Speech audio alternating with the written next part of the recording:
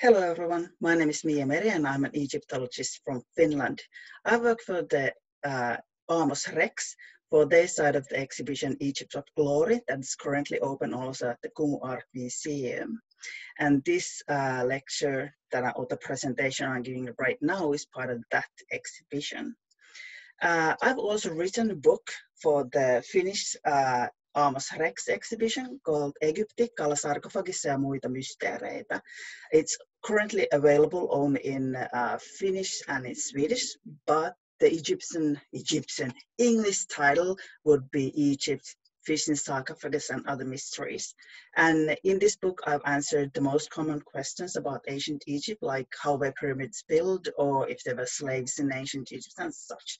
And I also have to advertise that the book, the pictures that we have there, these are the items that we currently have on display at Amos Rex. So if you're interested in those and can't, visit the exhibition because of Corona, boo, I really want to, visit Kumu at some point. I hope this goes away so I can come there.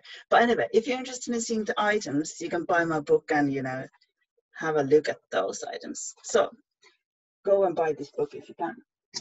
Also, I'm a board member of the Finnish Egyptological Society. And if you're interested in ancient Egypt and hearing about lectures and by professionals like myself, you can Google Suomen Egyptologinen Seura. And we have lectures online and YouTube. We have them in Finnish, in Swedish, and in English. So if you can understand any of those languages, please go ahead and Google us and check out the amazing lectures that we have there. Also, I've taught ancient Egyptian or Egyptological courses at university level at the Helsinki Summer University. That's also available online, or at least some of my classes hopefully will be this spring. So if you're interested in those, please Google them and you can join them from abroad, obviously. What else? I should mention that myself, I'm specialized in ancient Egyptian art, but I'm also, a geek. I really love popular culture. And as you can see, I have my trusty Captain America. And hopefully today you'll learn why Captain America is somehow involved in Egyptology. But today I'm going to tell you about ancient Egypt in movies. So let's see if I can open my presentation. I'm going to share my screen. Yes, it's working now. Hooray. So the title for my presentation today is some kind of Bubba Ho-tep, ancient Egypt in movies from Cleopatra to Vengeful Mummies. Oh, well, from where to begin? First of all, I have to say that I'm not an expert of movies at all. So if I make any kind of, mistakes about movie history, please forgive me. Also, I have to mention that at times I have really trouble pronouncing English, so please bear with me. And also, I have to apologize all the French people. I have no idea how to pronounce your names, but I hope I'm gonna get your amazing movie history directors from the past. I hope I'm gonna pronounce them correctly. But anyway, to begin with, I was thinking, like, what would I want to tell you about ancient Egyptian movies? And one of the things that came to my mind is I have this one favorite movie called Bubba Ho-tep. Actually, I should have taken the video with me, but I don't have it here now. But you're going to see the movie head cover later on in this presentation. And one of the reasons is because the title is amazing. It's actually like Bubba Ho-tep. In the movie, there is Elvis Presley, who is in elderly home, and he's there with JFK. And I'm not going to spoil the movie, but it's amazing. You should definitely watch it if you can get your hands to it, because it's quite rare. But anyway, in the movie, an ancient Egyptian mummy comes haunting the elderly home, and JFK and Elvis are gonna fight against him. And at one point, when they figure out that there is some kind of mummy, ancient Egyptian mummy haunting the place and killing the elderly people, Elvis says that it's some kind of Bubba Ho-tep. And that is an amazing thing because it tells so much. In most of the movies about ancient Egypt, or that has something, well, set in ancient Egypt or anything else, they're actually not really, well, let's say, they're not very correct about ancient Egypt. Sometimes it almost seems that the most important part is just to, put up something, some kind of Bubba Ho-tep running around the place and, making havoc and causing trouble for us modern people. And I think it's actually a very good title also for this presentation. So I'm going to tell you about a little bit about the history of ancient Egyptian movies, or movies set in ancient Egypt. Spoiler alert, there are no movies made in ancient Egypt. Movies were not, made up back then. They were not invented yet. Anyway, and then I also want to go through some of the most obvious tropes, movie tropes that you see when there are movies about ancient Egypt, and also a few recommendations about really good movies that I like to watch. Yeah, okay, I'm not going to go into those, but you'll see them soon. Anyway, so here goes. In the beginning, the first ever film that was made was by Lumiere brothers. It was displayed first time in public in 28th day of December 1895 in Paris. And the first films, they were very, very short. So when we're talking about films, we can't really, well, maybe you could say it's a short movie because the length of those films at that time was something like 2 minutes or something like that. And Georges Méliès was a French person who also got interested in making movies. And he's called the father of special effects. And he, for example, because this was still in the beginning of movies, he invented substitution slices. That means that, you're filming something, then you stop the camera or the film, then you remove something from the video or the set, like you take away a person, or maybe you insert the person into the picture, and then you continue filming and it looks like somebody just like appears or disappears from the image.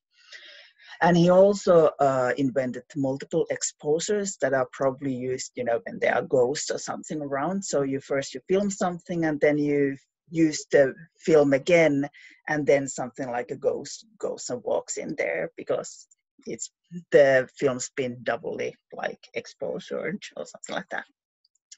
He also invented time lapse photography, which means like when you have like those clay animals and you just move them a little by little, when take one picture and move, and so on and so on, and then it looks like it's moving really.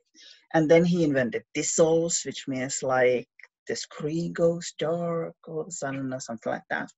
Well, not very suddenly, but And then he also invented hand-painted color, because back at those times, films were, of course, black and white.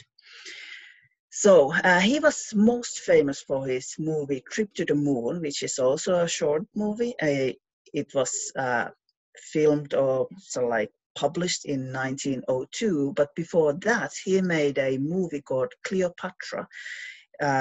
In England, the movie is known as Cleopatra's Tomb, and in USA, it was published under the name Robbing Cleopatra's Tomb. The movie was made in 1899, so it was only like 4 years after Lumiere's first movies.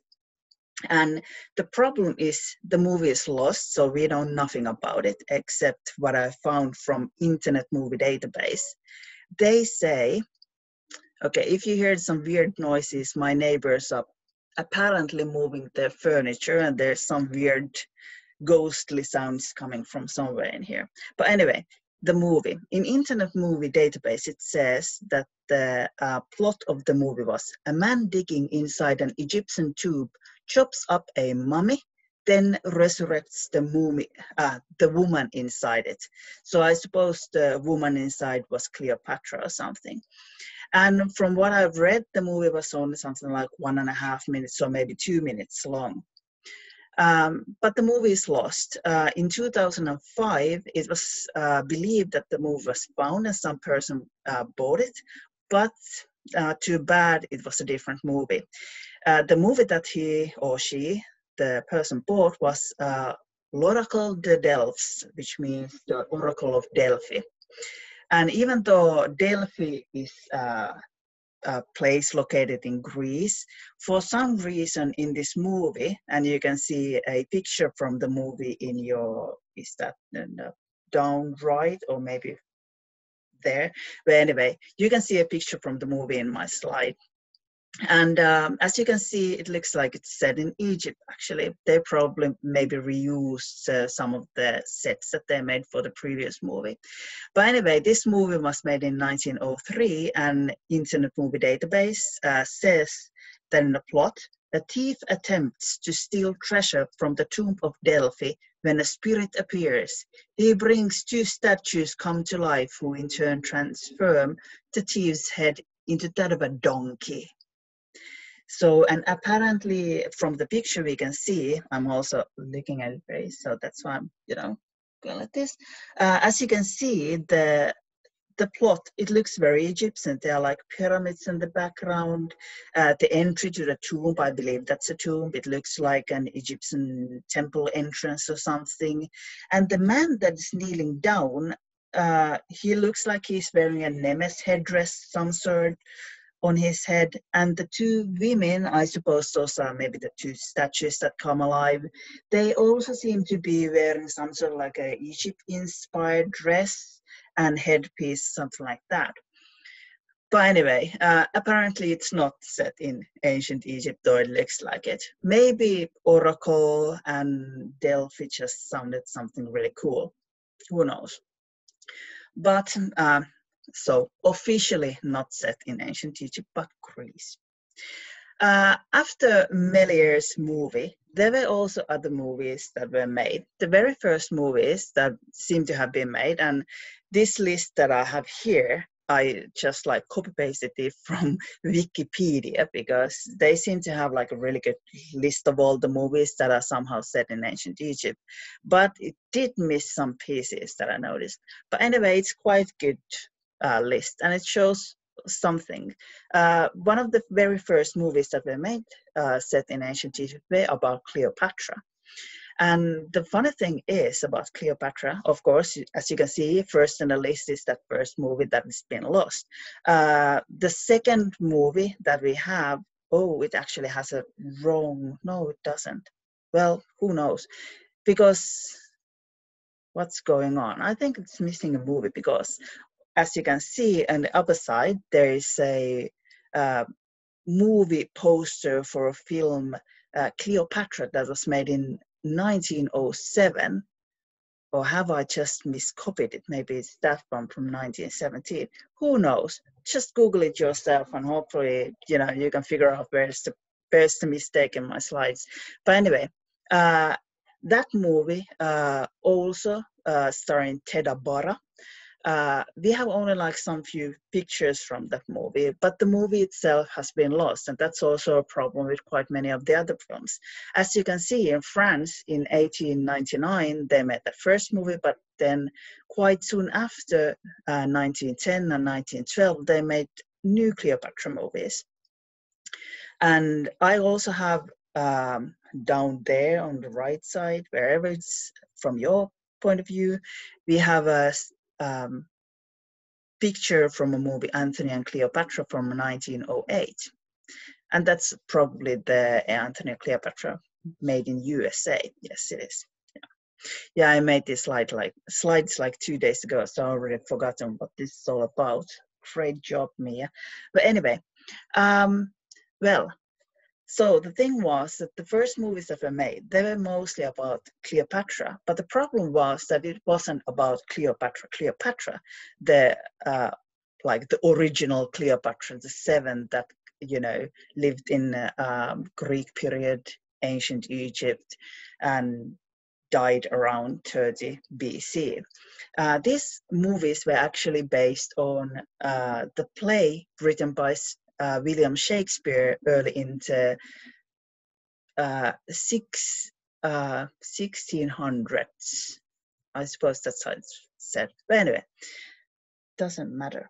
But anyway, so those were actually, based on the play. And in that play, Shakespeare has he's actually telling a story of Anthony and how he, has to sort of like battle his own feelings about, staying in Rome or going back to Egypt to Cleopatra. And Cleopatra is displayed as sort of like a femme fatale type of character there. And, the Shakespeare's play was in itself based on stories written by Plutarchus, or his writings.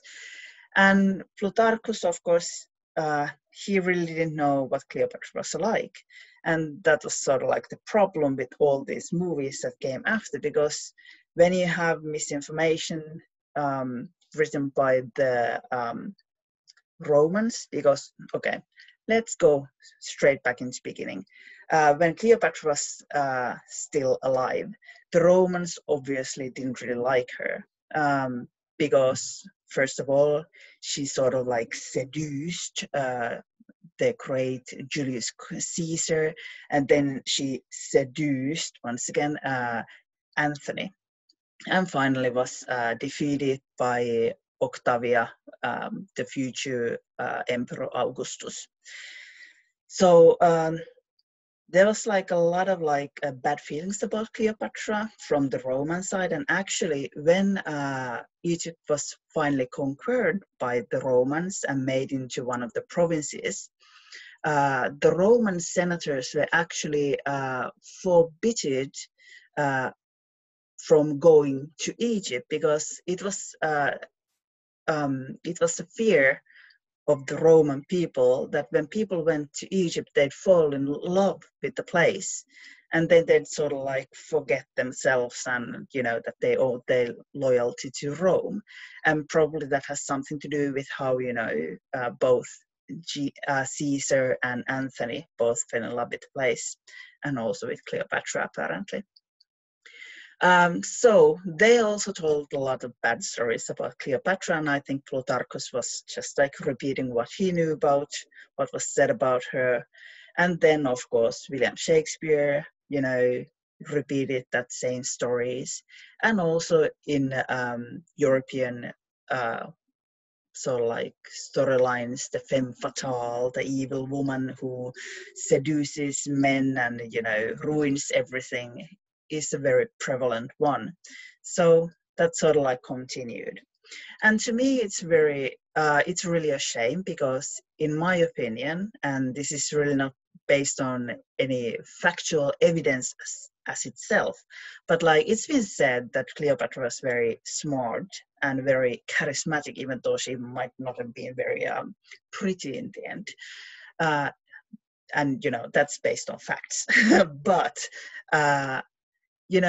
if you are living as a female, a woman, at that time and under Roman threat, and you can, keep your country safe and independent until you die for great many years. And also in the beginning, when Julius Caesar came to Egypt, Cleopatra was not in Egypt at all, because her siblings had sort of thrown, driven her into exile from Egypt. So she was able to come back. She was able to somehow sneak into the palace and get into, talk to Caesar, and in a quite fast pace, be able to sort of win his trust and, come to rule Egypt. So she must have been a very intelligent woman. So it's a shame that she's been sort of just reduced into this seductress and femme fatale kind of person. So that's a shame. But anyway, let's go back into movies. Some of the movies that I want to mention, an interesting thing about here is that in 1945, there was one movie, Caesar and Cleopatra, that was made in the UK. And it started Vivian Leigh, if you know her, and that's Gone with the Wind star. It's quite amazing. I'd really love to see it, but I haven't. And also later on, there's of course the 1963 movie version directed by Mankiewicz and starring Elizabeth Taylor, the Cleopatra, the famous, lovely Hollywood movie. Some rather boring parts, you know, the procession to Rome and so on and so on. But I love that movie. Whenever I need to draw, I just put in the background. I'm always like, I'm straight into, you know, in the mood to draw ancient Egyptian stuff. An interesting part about that movie is also that a year later, a Carry On Cleo movie came out, and it's actually a parody of the Mankiewicz Cleopatra movie. And the funny thing is that in the beginning, when they meant to film the Elizabeth Taylor version of the Cleopatra, they built the set in UK, but then I think there was something that Elizabeth Taylor felt that it was too cold in UK or something like that, and then they moved, I'm not sure if it was to Italy or somewhere, but they anyway changed the set, but they left all the buildings that they built to UK, the set they built there. And the Carry On Cleo crew, the film studio, they had the Carry On film series, and they had the full set and everything. So just used that to make a parody movie of the Mankiewicz's Cleopatra movie. Also, in 1972, there was the Charles Heston part of Antony and Cleopatra, and this obviously still pretty much based on the William Shakespeare play. Even the Cleopatra movie, which, well, I'm going to mention it later on, but even though it's quite good, actually, I like it. Elizabeth Taylor's Cleopatra is quite smart, and she's more to the Cleopatra that I think she probably was like. Even though it's sort of like factual to some level, there's still the problem that the ending, when, Mark Antony kills himself and everything like that, that's pretty much all based on the Shakespeare play. After, the 1972 movie, there really weren't that many movies anymore made about the subject, or Cleopatra, except for TV movies. There were a few that were made, and I can especially mention the 1999 version, Cleopatra, starring Timothy Dalton and Bill Zane. Timothy Dalton, one of the 007 Bond movies, but anyway, he plays Julius Caesar, and Billy Zane is Mark Antony, and I can promise you that's a horrible, it's not even a movie, it's a like 2-part miniseries or something. It's quite horrible. There's especially like one thing that's like I can never forget is the headpiece that Cleopatra is wearing in that movie. Anyway, after those movies, there were also like 2 interesting pieces. Probably Asterix and Obelix, the comic books, and there have been 2 movies made from that cartoon. And the first one, made in Belgium in the 60s, I've heard that it has not stood time very well, but the Asterix and Obelix Mission Cleopatra from 2002, filmed in France and Italy, I think, that's actually quite good, I've heard. And then it's only 13 years ago, in Brazil, they made one movie about Cleopatra. But Cleopatra apparently is not anymore in style. There were also other popular themes that are continued and, quite often display ancient Egypt. And when we're talking about movies set in ancient Egypt, they usually are, around these few themes. The first of them being biblical stories. Obviously, in the Bible, there is a story about the Exodus, the Jews being slaves, used to build the pyramids, and of course, because of that, there's always the tyrannical pharaoh who is a horrible person. And in 1923 and 1956,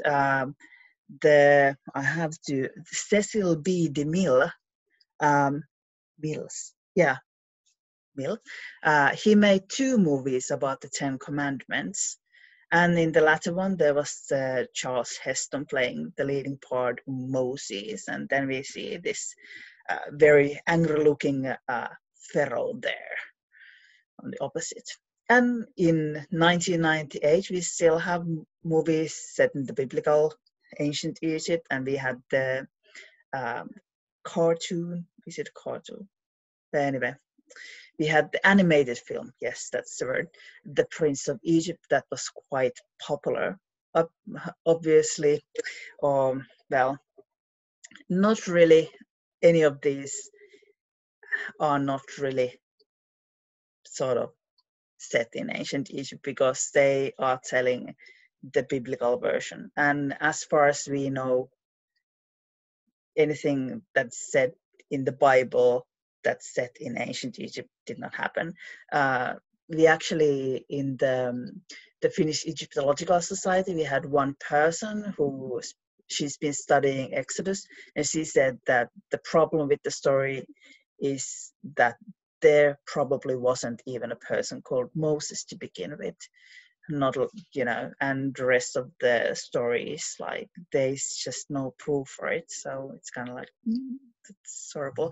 And also the problem with all these biblical stories is that they usually repeat the mention that there's slavery, and then there's a tyrannical pharaoh who is sort of like, well, being very mean to the Jews and using all the power to build the pyramids, and it's quite sad, sort of, because I would really love to see, well, the ancient Egyptians being played as nice people, not as tyrants, dictators, I think. Yeah.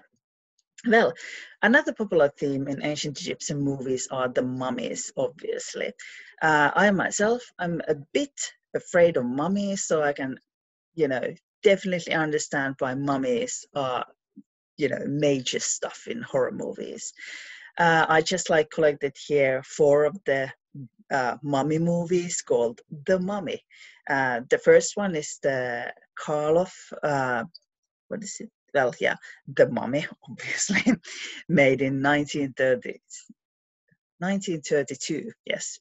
And that was the first mummy movie, the horror movie, and it actually invented the whole sort of genre of living mummies that come around.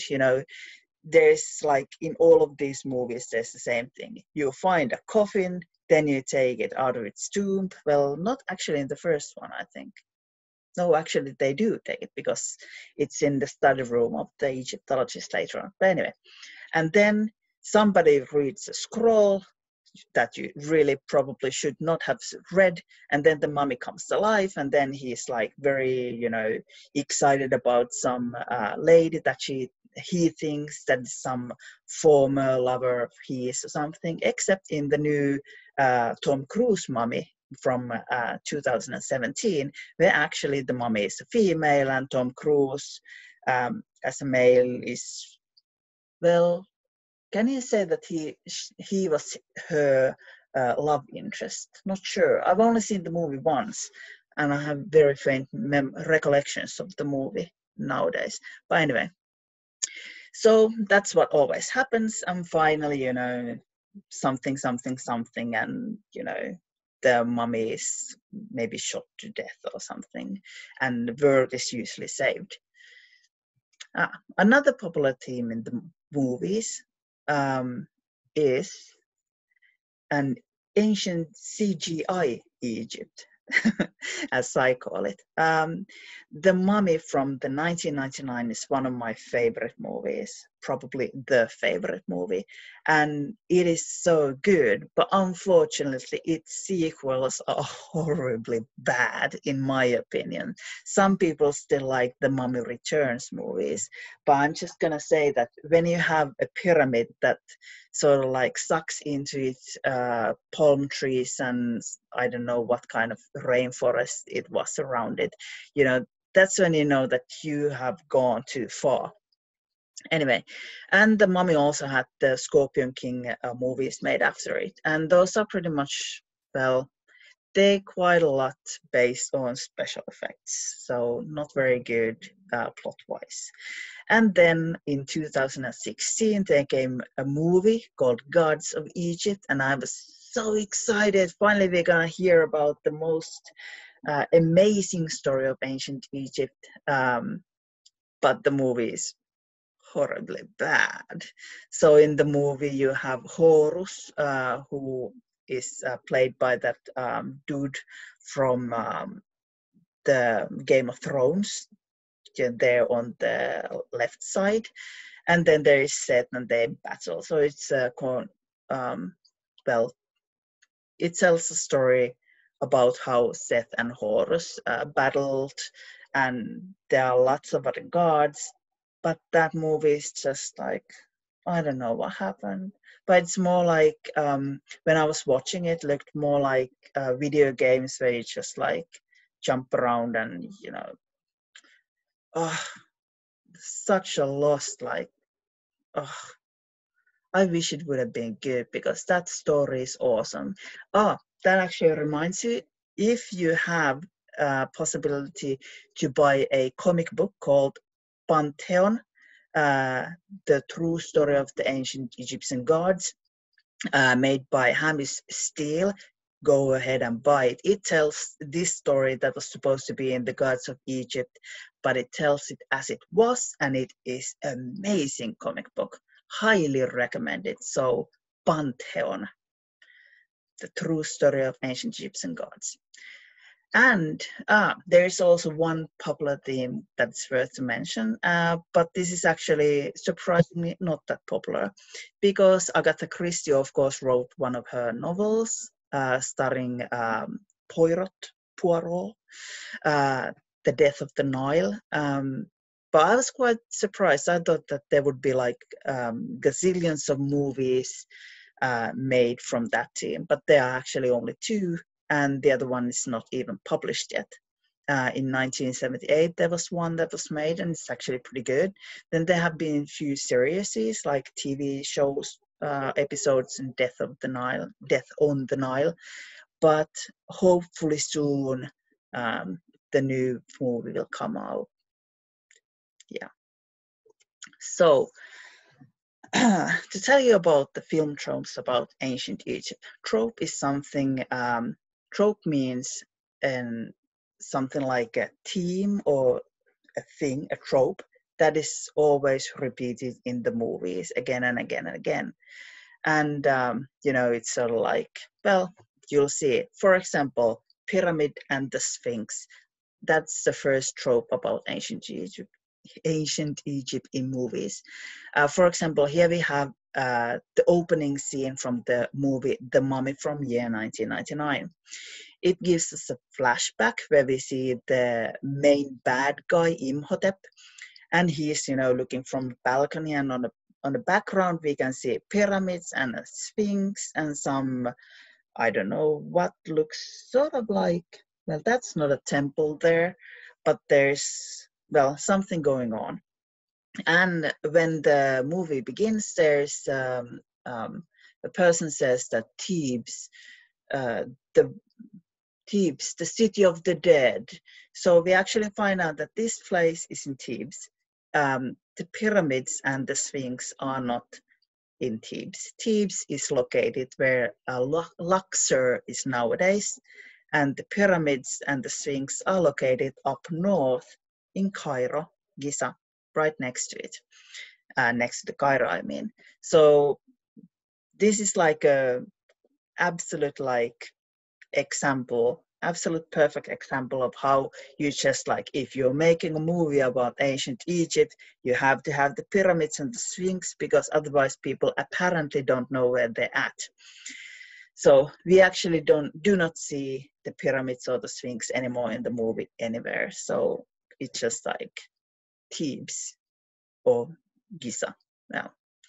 Another trope about ancient Egypt is, of course, the mummies. The mummies are very popular, and here you can see in the middle is the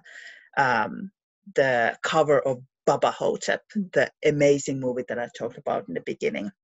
if you have possibility to see it, go and see it. It has Bruce Campbell and also Davis both amazingly good in their roles and blah blah blah. But to mention, the mummies, of course you have the mummies because they are scary. And if you're thinking about what is there in ancient Egypt, there is like pharaohs. They have like that Nemes headpiece, the funny hat that even Tutankhamun was wearing in his, the death mask thingy. And then you have the mummies. Of course you have mummies. So that's obvious. And well, I already mentioned that the mummies usually lovesick, and so on, except Bubba Ho-tep is not. He just wants to kill everybody, apparently. One another film trope about ancient Egypt is tomb robbing. And of course, you find a tomb, what do? You take something out of it. That's just what you have to do. And this is actually pretty funny because even in this movie, this is 1959. The picture is quite dark. Apologies for that. But, in this movie, the man sitting on a coffin there's actually a mummy walking behind him. That's actually an Egyptologist. And also in the 1999 mummy movie, there is sort of like Egyptologists roaming around, but they are apparently more like treasure hunters than proper Egyptologists. And even are like three good guys, Rick, Evelyn, and Jonathan, who are sort of like, well, trying to investigate this place called Hamunaptra. They are pretty much there only for the treasure. And this is sort of like partly correct because the early Egyptologists were actually more like treasure hunters. Egyptology as a proper scientific, subject, I suppose, was invented only like during the 19s, maybe the first, 1910 or something like that, around that time. So it's actually like in these movies, when the Egyptologists go in, they're always like, hey, I found this amazing thing, let's take it away. And they're not even like properly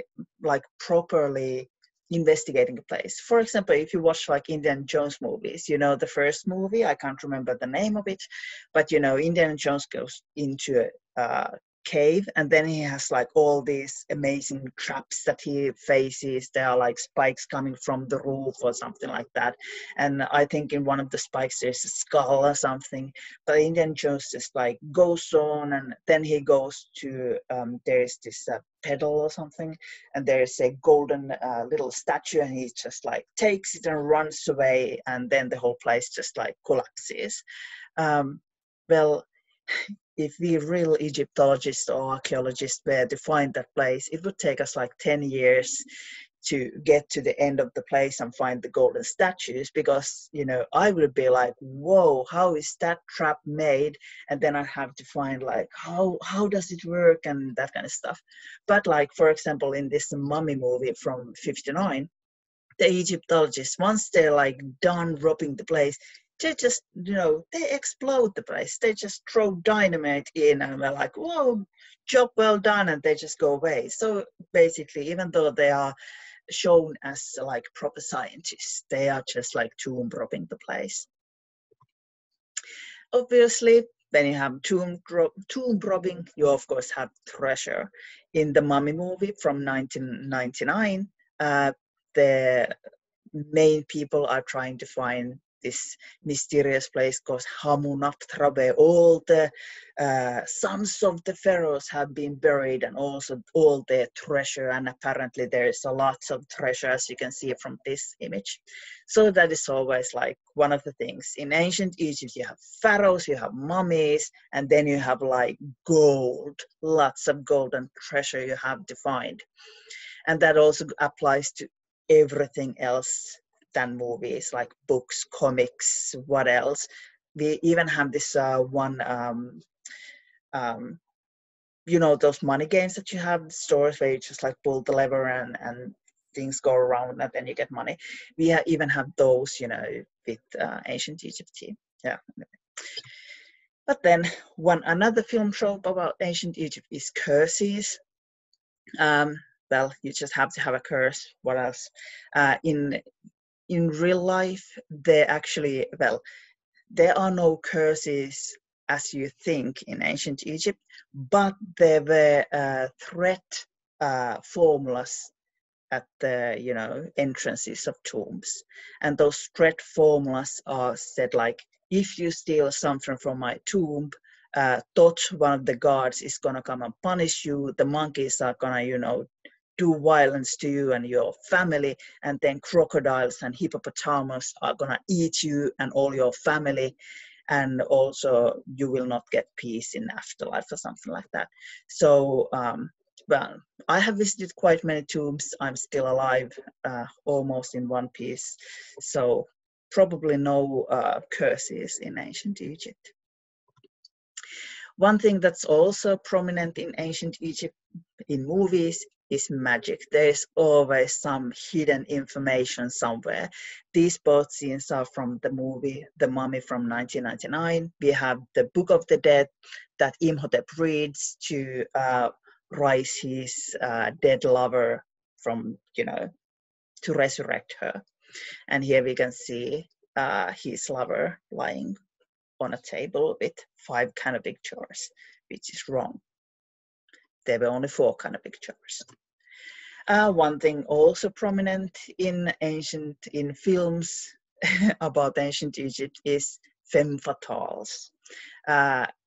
There's like in The Mummy 1999, Imhotep, the main bad dude, has been fallen in love with Ankh-Sunamun.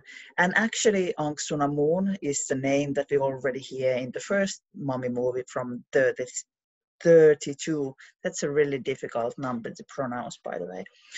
But anyway, we already have Ankh-Sunamun there, and the mummies fallen in love with her, and so on and so on. In 1955, we have like this real like proper femme fatale played by not Joan Crawford, or maybe it is. But anyway, one of the, well, you can Google her. Anyway, she plays Nellifer, and Nellifer, I think, is some sort of like a slave girl or something, but she manages to seduce the pharaoh, who is King Khufu, and he's, of course, portrayed as a horrible dictator who makes everybody build the pyramids, and this is going to be a little bit of a spoiler, but in the end, Nellifer, if I remember correctly, she kills the pharaoh, and now she thinks that, yeah, I'm going to get all the riches of Egypt. But during the funerary, she's let inside the pyramid, and then she's like, okay, am I free to go? It's just like, then she's told that actually you're going to be buried alive into this pyramid, so too bad for you and all your riches. And then she cries, and the movie ends there. So not a very good ending for her. And also under the femme fatale, I wanted to mention Cleopatra, who very undeservingly is also placed under the femme fatale title in most of the movies set in ancient Egypt. One trope is also that the mummy always has, or seems to have, a love interest. And it seems that the mummy is always like falling in love with women that seem to have doubles living right now when the movie happens. For example, here's a scene from the 1932 movie of the mummy, where the mummy, played by Karloff over there, wearing the Fetsi hat, is falling in love with modern, at that time, modern female, a woman, wearing just like ancient Egyptian garments and so on. And in the 1959 movie, The Mummy, same thing happens. Here's the mummy played by Christopher Lee, who mistakes this modern woman as his old lover or love interest. And the 99, we of course have Ankh-Sunamun and so on and so on. One thing about movie tropes always is the human sacrifice also. So when people, especially pharaoh, is buried, well, they need some humans to die with them. This is actually interesting because in ancient Egypt, when the pharaoh died, the king died, they did not kill people. For example, when they have like people who built the tombs, they were not killed.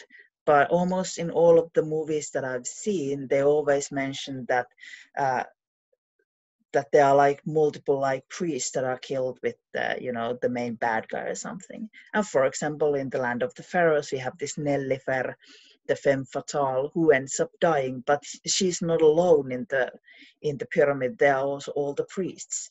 And actually in ancient Egypt, only during the first dynasty, there's this very short period when people were killed when the pharaoh or the king was buried. But later on, this never happened to our knowledge. So this is completely made up and probably has something to do with well, I don't know where it comes from. Maybe from the Bible. I always blame the Bible for all the misconceptions about ancient Egypt. Yeah. One interesting film trope about ancient Egypt is always the Egyptologist. We are always there, and we are not very proper scientific people. We always just like rob the tombs and leave the place in havoc, and then world almost ends, and we're just like, oops, we have to save the place, or probably somebody else. But one thing that is very interesting about the Egyptologists is that we are quite often displayed as arrogant Europeans. And especially if you have a chance to see the Mummy movie from 1959, that's a movie made by the Hammer Productions or something like that, the Hammer Film Company. And I was expecting, because it's sort of like a B-series horror film company of the times, I was sort of expecting that now I'm going to be watching a brainless horror movie that has a walking mummy and it's not actually not even that scary or something like that. And actually, it's not very scary, but it is so interesting the way they display the Egyptologists in the movie, because they are very arrogant. There is this Egyptian guy, I can't remember what he's called, but anyway, he's trying to tell the Europeans that please do not steal that place. It is not cool. And the Egyptologists are like, well, go home, you stupid local person. We don't want to talk to you. And we know better. We are Europeans. They are very horribly arrogant and also like borderline racist there. And later on in the movie, this Egyptian guy, he's actually sort of like the bad guy of the movie. But in the end, he ends up having this very, very interesting and good and also highly intelligent, exciting conversation with the main protagonist, the main character of the movie. And, he's like, what right do you have to, steal our treasure?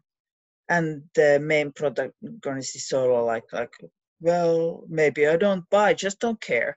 And that is like, whoa. I've only seen that movie once. I saw it like a little bit over a month ago, and I was just like, my mind was blown.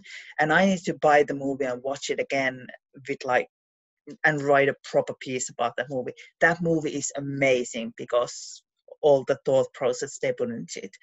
Oh, now I could just like go on forever about that one too. But let's move forward. Why does it matter how a story is portrayed in the entertainment industry?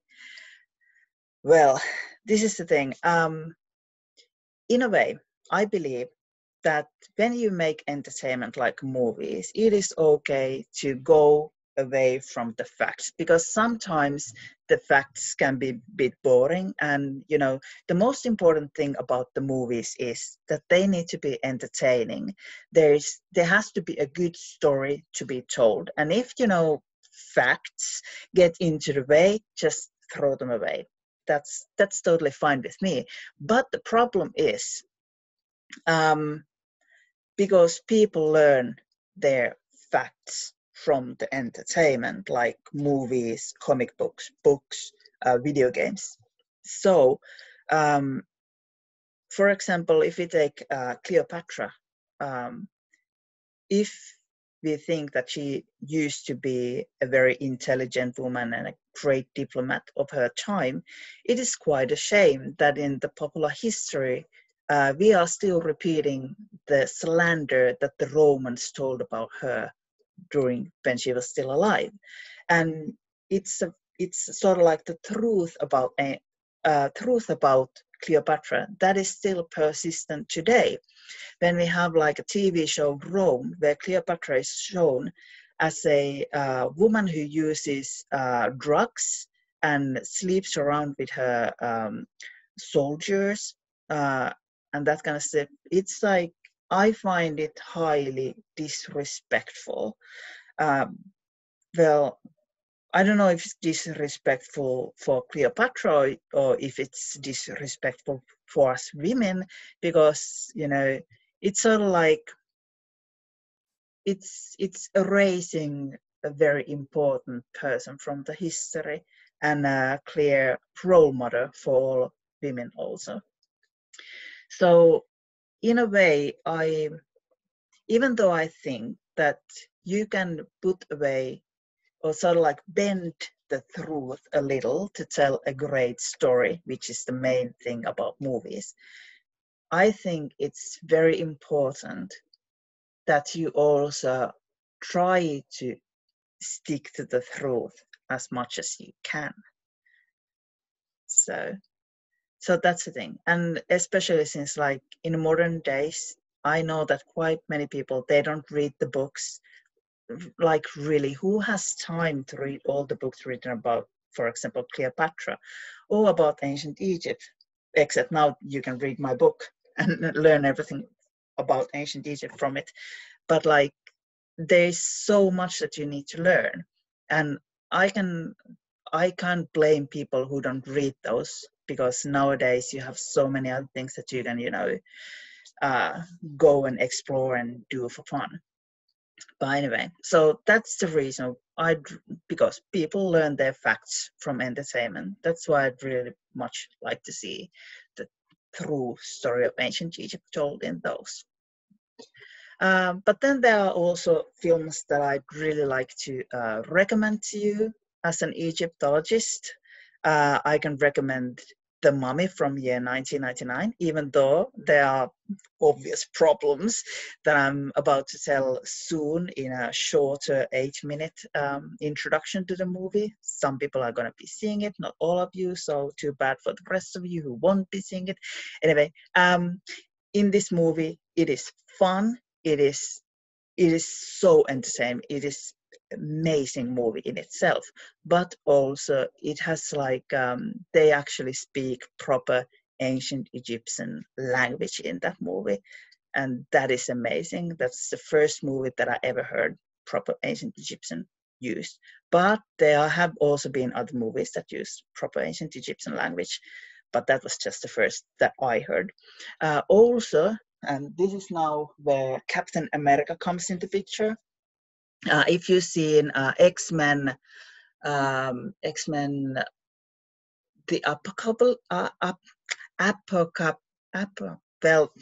Apocalypse.